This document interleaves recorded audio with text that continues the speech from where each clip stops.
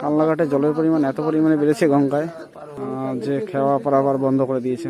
এখন কিভাবে ওই পাশে যাবো বুঝতে পারছি না। তো কালনাঘাট বন্ধ থাকার জন্য এখন আবার সেই নবদ্বীপ যেতে হচ্ছে, সেইখান থেকে তারপরে এইটা গঙ্গা দেখো নবদ্বীপ যেতে হবে, সেইখান থেকে আবার ধাত্রীগ্রাম অন্তত 50 কিলোমিটার বেশি চালাতে হবে গাড়ি। কখন স্কুলে গিয়ে পৌঁছবো বুঝতেই পারছি না। আগে থেকে জানি না যে কালনাঘাট বন্ধ আছে, তাহলে একবারে নবদ্বীপ হয়ে যেতাম। কিন্তু এখন কালনাঘাটে এসে দেখছি যে একটা ঘাট বন্ধ, ওই পাশে আর একটা ঘাট আছে সেটাও বন্ধ। অনেক লোকজন এখান থেকে ফিরেও যাচ্ছে যাদের জরুরি দরকার। এখানে শুধু বাস বাগান আর বাস বাগান, কোথা থেকে কোথায় যাচ্ছি বুঝতেই পারছি না।